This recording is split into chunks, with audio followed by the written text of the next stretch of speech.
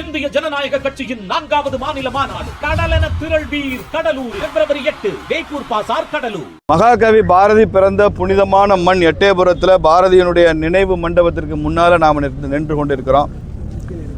பாரதிய ஜனதா கட்சியினுடைய தேர்தல் அறிக்கை குழுவை மரியாதைக்குரிய மாநில தலைவர் நயினார் நாகேந்திரன் அவர்கள் நியமித்திருக்கிறார். அதனுடைய தலைவராக முன்னாள் மாநில தலைவர் முன்னாள் ஆளுநர் மரியாதைக்குரிய சகோதரி தமிழிசை சவுந்தரராஜன் அவர்கள் தலைமை பொறுப்பை ஏற்று செயல்பட்டு கொண்டிருக்கிறார். தேர்தல் அறிக்கையினுடைய கமிட்டி தலைவராக அதில் பல்வேறு துறை சார்ந்த நிபுணர்கள்லாம் இடம்பெற்றிருக்கிறாங்க. ஐயா நரேந்திர மோடி அவருடைய ஆலோசனையின்படி நாம பல விஷயங்களை தீர்மானித்து ஒரு தேர்தல் அறிக்கை தயாரிக்கக்கூடாது. மக்களிடம் கருத்து பெற்று மக்களிடம் கருத்து கேட்டு அவர்கள் என்ன விரும்புகிறார்கள் என்பதையும் தெரிந்து கொண்டு தேர்தல் அறிக்கை தயாரிக்க வேண்டும் என்பதுதான் மோடி அவர்களுடைய வழிகாட்டுதல். அதனால தான் பிஜேபியை பற்றி சொல்கிறப்ப this is a party with difference அப்படின்னு சொல்கிறோம். வித்தியாசமான கட்சி, மற்றவர்கள் சிந்திக்காத கோணத்தில் பிஜேபி சிந்திக்கும். அதற்காக பிரச்சார வாகனங்கள் மாதிரி ஒரு கருத்து கேட்பு வாகனம் தயாராகிறது. ஒவ்வொரு மாவட்டத்துக்கும் ஒவ்வொரு சட்டமன்றத்திற்கும் ஒரு நாள் அந்த வாகனம் மக்களிடம் கருத்து கேட்க செல்லும், மக்களை சந்திக்கும். அதில் பாரதிய ஜனதா கட்சியினுடைய நிர்வாகிகள் பயணம் செய்வார்கள்.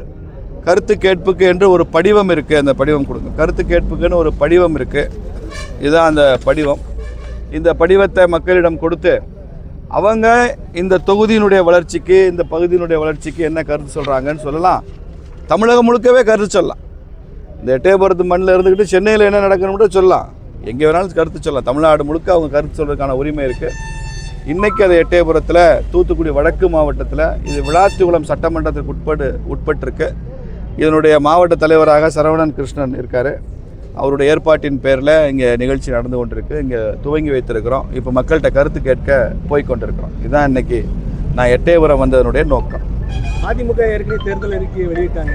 அவங்க இதில் நிறைய இலவசங்கள்லாம் இருக்குது. உங்களுடைய என்டிஏ கூட்டணியில் உங்களுடைய இதில் இலவசங்கள் இருக்குமா? நீங்கள் ஆல்ரெடி மோடி வந்து மக்கள்கிட்ட கேட்டுட்டு தானே சொல்லுவோம். நாங்கள் முன்னாலே சொல்லிவிட்டு நாங்கள் போய் மக்களை சந்திக்கிறோம்னா மக்கள் என்ன நினைப்பாங்க? முதலே சொல்லிவிட்டு எங்கிட்ட வந்து என் கருத்து கேட்குறேன்னு கேட்பாங்கல்ல.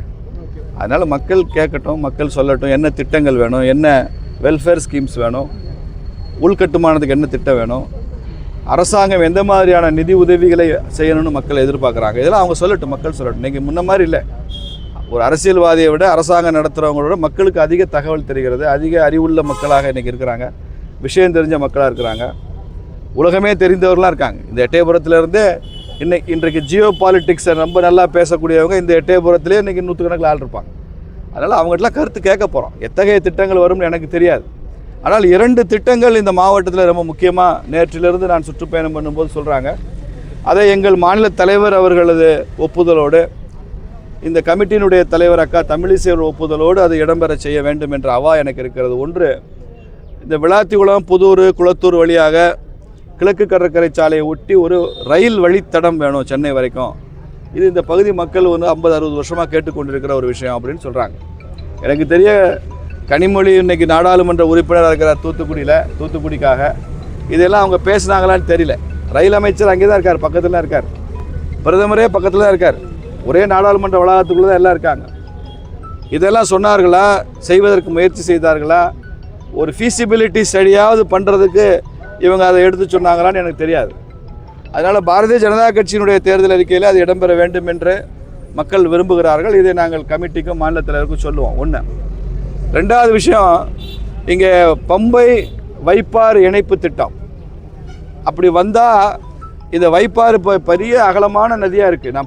நீங்கள் தெரிஞ்சிருப்பீங்க, பார்த்துருப்பீங்க. ஆனால் அது தண்ணியில் வறண்டு போயிருக்கு. அதில் தடுப்பணைகளுடைய எண்ணிக்கை ரொம்ப குறைவாக இருக்குது. அப்போ இந்த பம்பை வைப்பாறு திட்டம் நிறைவேற்றப்படும் போது இந்த பகுதியே ரொம்ப செழிப்பாக மாறும். குடிநீர் தட்டுப்பாடு இருக்காது என்பது மாத்திரமல்ல, புதிய தொழிற்சாலைகளுக்கான நீர் ஆதாரம், விவசாயத்திற்கான நீர் ஆதாரம், இதெல்லாமே சர்ப்ளஸ் வாட்டர், மிகைவாக வரக்கூடிய மிகை நீர் வைத்து கொண்டே இதை செய்ய முடியும். ஆனால் அந்த திட்டத்துக்கும் போதிய முனைப்பு காட்டவில்லை திமுக அரசாங்கம். அவங்க ஆற்றுல தண்ணி வர்றதை பற்றி அவங்களுக்கு கவலை இல்லை. ஆற்றுல மணல் எடுக்கிறது எப்படின்றதான் அவங்க கவலை. அது போதுமான மணலை எடுத்து வேற முடிச்சாச்சு, ஆற்றையே காலி பண்ணியாச்சு.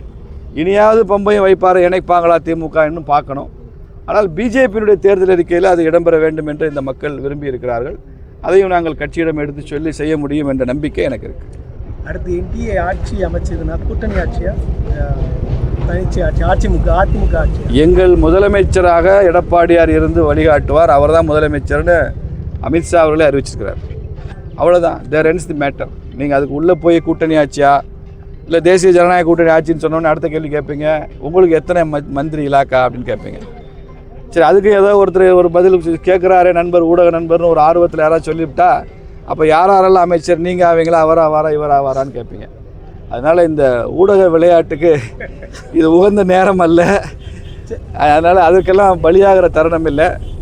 எடப்பாடியார் முதலமைச்சர், அதை அமித்ஷா சொல்லியிருக்கிறாரு, நாங்கள் அப்படி ஏற்றுக்கொள்கிறோம். மற்ற எதுவுமே எங்களுக்கு தெரியாது. எதுவாக இருந்தாலும் எங்களுக்கான வழிகாட்டுதல் அமித்ஷா அவர்களிடமிருந்து, மோடி அவர்களிடமிருந்து தான் வரும். அதிமுக தொண்டர்களுக்கான வழிகாட்டுதல் எடப்பாடியார்கிட்டருந்து வரும். அதனால் நாங்கள் சேர்ந்து கூட்டணியாக சேர்ந்து தேர்தலை சந்திக்கிறோம். கூட்டணி பலம் பெற்று கொண்டிருக்கு. திமுக பிஜேபி தனியாக இருக்குது, ஏடிஎம்கே தனியாக இருக்குது. நாங்கள் 200 சீட்டு ஜெயிப்போம். நாங்கள் இப்போ ஊடக நண்பர்கிட்ட கேட்குறேன், எங்கேயா திமுககாரர் யாராவது ஒருத்தராவது தொண்டன்லேருந்து தலைவர் வரைக்கும் நாங்கள் 200 சீட்டு ஜெயிப்போம்னு இப்போ வாயத்தல் சொல்லுங்கள் பார்க்கலாம். இப்போ சொல்லுங்கள், அந்த தைரியமே இல்லை உங்களுக்கு. அப்புறம் ஏன் பார்லிமெண்ட் தேர்தல் முடிஞ்சோடனே 200 சீட்டு ஏன் பேசுனீங்க? ஊடகங்கள் எல்லாம் ஏன் அதை விவாத பொருளாக்குனீங்க? இப்போ ஏன் பேச மாட்டேங்கிறீங்க? ஏன்னா பிஜேபி ஏடிஎம்கே கூட்டணி வந்துருச்சு.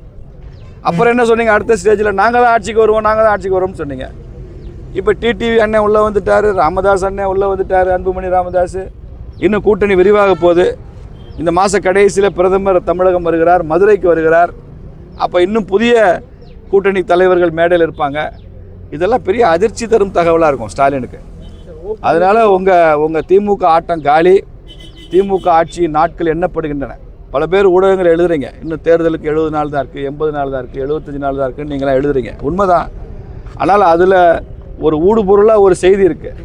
ஸ்டாலின் ஆட்சிக்கு காலம் இன்னும் 70 நாள் தான் இருக்குது, இன்னும் 75 நாள் தான். தேர்தலுக்கு இத்தனை நாள் இல்லை.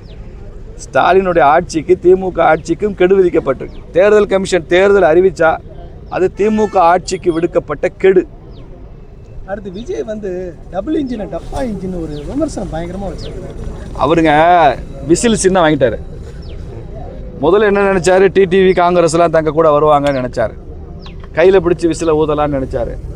குக்கர்லேயே விசில் இருக்கும்னு நினச்சாரு. இப்போ அதெல்லாம் ஒன்றும் நடக்காத மாதிரி தெரியுது. இப்போ என்ன பேசுனா எடுபடாதுன்னு அவருக்கு தெரியல. விஜயோட அரசியல் என்றது தன் முன்னால் இருக்கிறவங்க கைத்தட்டுறதுக்காக பேசுகிற அரசியல் தான் விஜயோட அரசியல். அதை தாண்டி அரசியலில் தீர்க்கமான சிந்தனையோ பக்குவமோ தமிழ்நாட்டை பற்றிய முழுமையான ஒரு புரிதலோ எதுவுமே இல்லாத ஒரு மண்ணாங்கட்டி. அந்த கட்சியே ஒரு மண்ணாங்கட்டி கட்சி. ஒரு மழையில் கரைஞ்சி போயிடும் அந்த கட்சி. நான் மண்ணாங்கட்டின்றதை நல்ல வார்த்தையாக சொல்கிறேன். ஆனால் சுலபமாக அது கரைஞ்சி போகிற கட்சி அது. அவருக்கு எதுவுமே தெரியாது. நீங்கள் ஆடியன்ஸ் கைத்தட்டணும்னு ஒருத்தன் பேசுகிறாங்க அப்படின்னாலே அவங்களுடைய தகுதி தெரியுது, தராதரம் தெரியுது.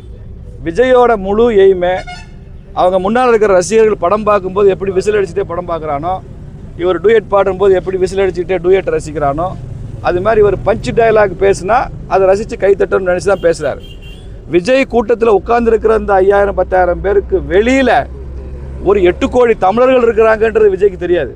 அவங்களுக்கு இவர் சொல்கிற செய்தி என்ன திட்டம் கொடுக்க போகிறாரு? எல்லாருக்கும் காரு, எல்லா வீட்டுக்கும் காரு எப்படி கொடுப்பாரு? ஸோ அதெல்லாம் சொல்லணும் அவருக்கு. அதெல்லாம் சொல்லிவிட்டு அவர் அரசியல் பண்ணார்னு அர்த்தம் இருக்குது. வெறும் ரசிகர்களை வச்சுக்கிட்டுலாம் கட்சியை நிர்மாணிக்க முடியாதுங்க. ரசிகர்களை வச்சுட்டு கட்சி நிர்மாணிக்க முடியாது. இந்த ஒரு தேர்தலுக்கு அப்புறம் விஜய் கட்சி, விஜய் அரசியல், விஜய் பேசுகிற அத்தனை அரசியல் கருத்து எதுவுமே இருக்காது. இந்த ஒரு தேர்தலில் பல்லு வச்சிடும் எல்லாமே. அதுக்கப்புறம் விஜய் பற்றி கேள்வி கேட்க நீங்களும் ஊடகத்தில் தயாராக இருக்க மாட்டேங்க.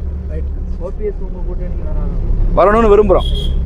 நியூஸ் தமிழ் கடந்த வாரம் நியூஸ் தமிழ் செய்தியாளர் தாக்குனாங்க. அதுக்கு எதிர்கட்சி, அரசியல் கட்சி எல்லாருமே எதிர்ப்பு தெரிவித்தாங்க. ஆனால் இப்போ வரைக்கும் தாக்கப்பட்டவர் சம்பந்தமாக எந்த ஒரு எஃப்ஐஆரும் பதியாமல் இருக்காங்க. ஆனால் நேற்று செய்தித்துறை அமைச்சர் முதலமைச்சருக்கு நாங்கள் தகவல் கொண்டு போயிருக்கோம் அப்படின்னு சொல்கிறாரு. அதை பற்றி உங்களுக்கு நீங்கள் ஸ்டாலின் அவர்களை பற்றி சமூக ஊடகங்களில் ஒரு பதிவு போகிறாரு வச்சுக்கோங்க. பிஜேபிக்காரர் ராத்திரி 1 மணிக்கு கைது பண்ணுவாங்க. எங்கே தான் ரிமாண்ட் பண்ணுறாங்கன்னு சொல்லாமலே எங்கேயோ சென்னையில் புழலில் எங்கேயோ ரிமாண்ட் பண்ணுவாங்க. அந்த குடும்பத்துக்கே தகவல் 2 நாள் கழிச்சு தான் தெரியும்.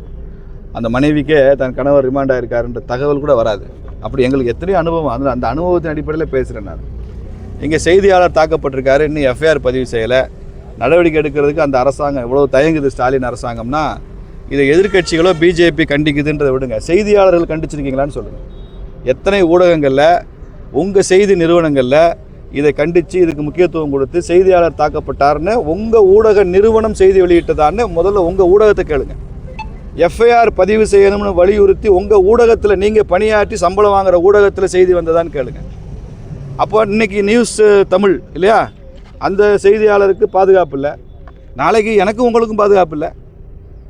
அப்போ யார் வேணாலும் யாரை வேணாலும் தாக்கலாம், இந்த அரசாங்கம் எதுவும் செய்யாதுன்னா நீங்கள் எந்த நம்பிக்கையில் சார் வேலை செய்கிறீங்க? ஊடகத்தில் எந்த நம்பிக்கையில் வேலை செய்கிறீங்க? அப்போ உங்களுக்கு இன்னும் திமுக அரசு மேலே அச்சம் அதிகமாகும்.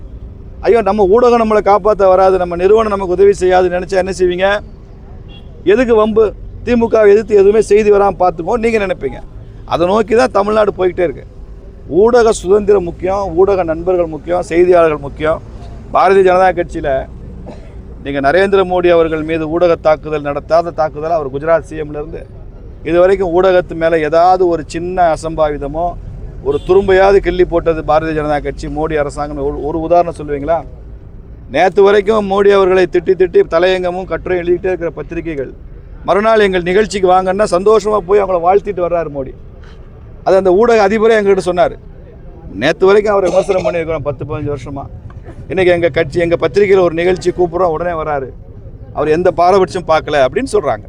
அதுதாங்க அரசியல், அதுதான் முதிர்ந்த ஜனநாயகம், முதிர்ந்த தலைவர். அப்படி இருக்கிற கட்சி பிஜேபி. அதனால் செய்தியாளர்கள் தாக்கப்பட்டதை நாங்கள் வன்மையாக கண்டிக்கிறோம். எஃப்ஐஆர் உடனே போடணும், நடவடிக்கை எடுக்கணும். செய்தியாளரை தாக்கிட்டு நம்ம சுதந்திரமாக இருக்க முடியும் அப்படிங்கிற நிலைமையை தமிழ்நாட்டில் உருவாக்கக்கூடாது.